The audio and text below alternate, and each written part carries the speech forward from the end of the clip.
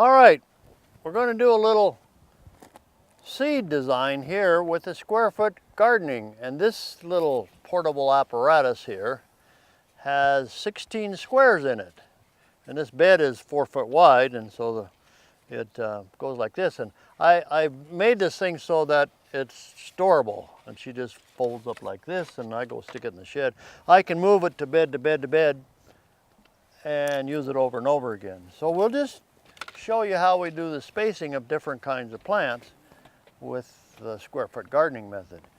Now if you have a big plant like tomato or peppers or cabbage, you only put one seed in a little dish right in the center of a bed like this. So I just dish it out like this, just like the pothole garden, and then I'll put one hole and just take, we'll just say this is a big plant seed, like a tomato, and I drop it in that hole. And sometimes I take a stick or a marker. If I know exactly where I put that seed, I'll take my marker and I'll put it right by the seed, because then you'll be able to see if weeds come up in here, you know that's the one not to take out. That's the vegetable plant. These other things that are coming up here, like this little guy, is a weed. And this soil is stays so soft and fluffy that you don't need to dig down or anything. Just pull it up and you get all the roots. Now let's say we're going to plant lettuce plants in these squares. What you do with the lettuce plants is you want 4 per square. So I just take 2 fingers and go and space them out right. Put a hole there and a hole there. Yeah, just try that. You've got a good mark, yep. And right there. And then drop 1 or 2 seeds in each hole. It's a great seed saving method too, because you're not just sprinkling seeds out on the ground. So if you had some rare seeds, then you would just take your hand and pat that down. You want good soil contact around that seed. So I just kind of go like that. And then if you're going to do, let's say we want to do onions, and we're going to do green onions. Now I would take 3 fingers and I would go like this. 1, 2, 3, 4.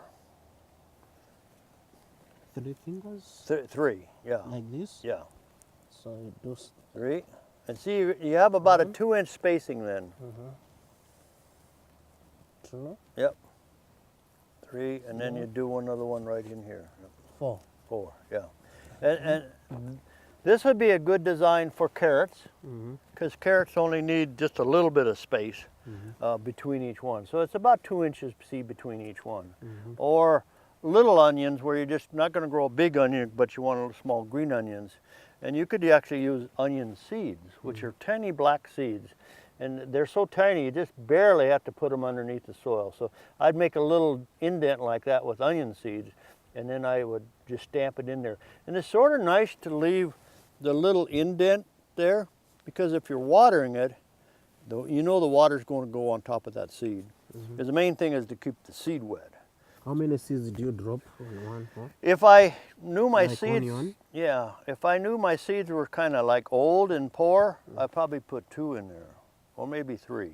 And then I can thin it out later. If I knew they're fresh, good seeds, good germination, you could save seeds and just put 1 per hole.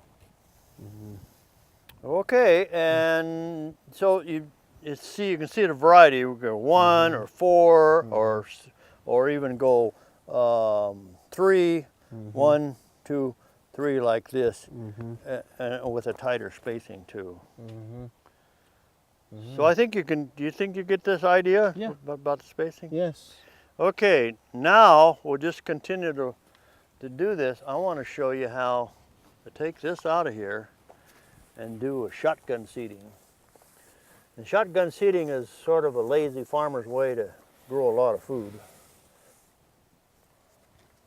Be sure and label each one of those squares, or even take a piece of paper and make a map.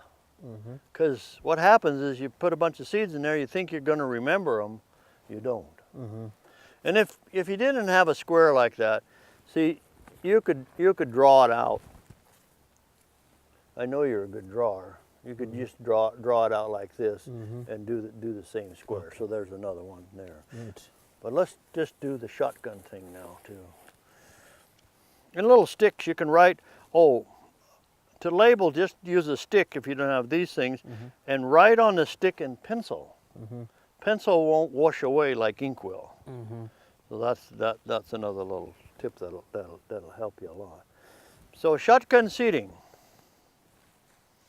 I just find a little bottle like this, and what I just took my drill and I drilled holes in the lid.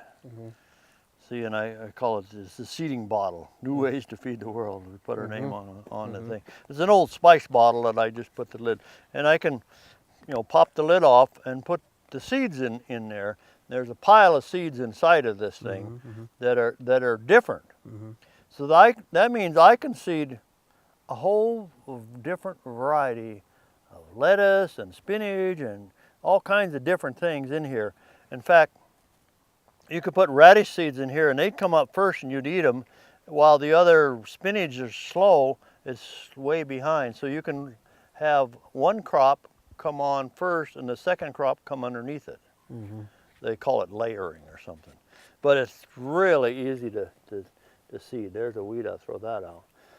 This is why I like the shotgun seeding. I can see the seeds come out here on the ground. So what I'll do, I'll get them to start dropping out there, and then I'll just go across this thing like this.